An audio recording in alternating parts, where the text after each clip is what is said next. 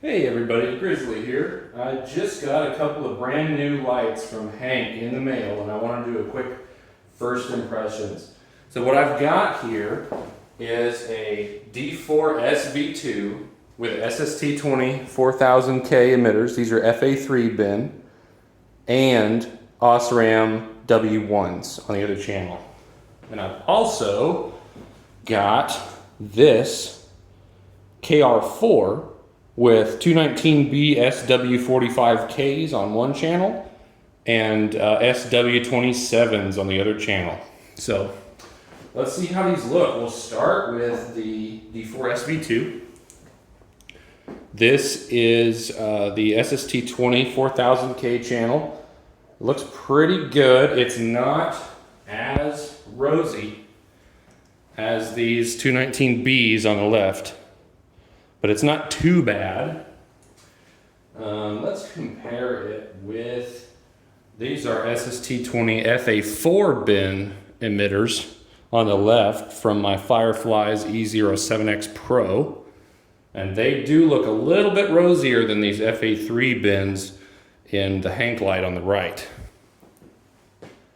Now let's switch over to, click, hold, the Osram W1s. These are super throwy. I'll switch back and forth a couple times just to illustrate. So this is W1s, SST20s, W1s, SST20s. What I'm going to be doing is either sanding the part of the optic that these SST20s occupy or putting some DC fix on there just to make it a little bit floodier, because it's a pretty narrow beam in this D4SV2 right now because of the big optics that it uses.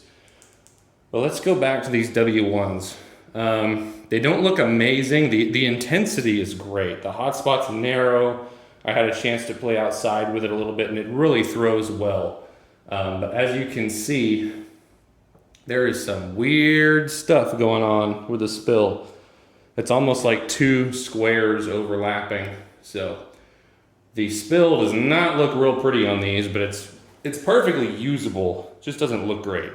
But that might be okay with these W1s just because the purpose of them is really to get as much throw as you possibly can. This light's a little bit smaller than I anticipated, honestly. It's not huge. Let me grab a D4V2 to compare with. So here they are right next to each other. The D4SV2 is, bigger, but it's not quite as much of a difference as I thought it would be. I'm pretty happy with it. I've got some 26800 cells ready to go for whenever Hank releases the 26800 body tube for it. I'll be ordering one of those right away because it's just a little bit short in my hand. My pinky's just kind of on the edge, and I want a little bit longer of a battery tube on there. But this is a really, really nice light. The switch is super well protected. You got to be really deliberate to click that. Aux LEDs are gorgeous. Nice and bright. I got the red switch on mine just because I like red aux LEDs and everything. All right, let's talk about this KR4 now. So this is the 219B SW45K channel. Not super rosy, but it's certainly the rosiest thing I've got. Let me switch over to the 2700Ks. There we go, nice and warm. Looking pretty good. There are some artifacts on the edges of the beam, just like you get with a regular, in any KR4 or D4V2, there's some starbursting on the edges. This might be better with a floody optic, but I don't know if you would get a really good amount of throw out of it. Even with these emitters just being two of them, it still gets nice and bright. I haven't had a chance to take a lumen reading yet, but that'll be in my full review whenever I release that. It's a pretty nice light. I've also got a KR1 that I've had for, I think, just about a year now, and the anodizing is quite a bit smoother. The switch is way smoother. It's not gritty at all.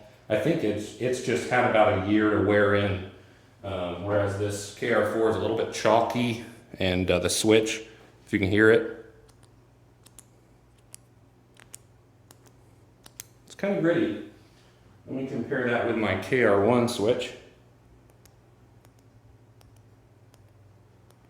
Super quiet. Really nice switch. Yeah, those are my first impressions of these lights, guys. Hope you enjoyed the video.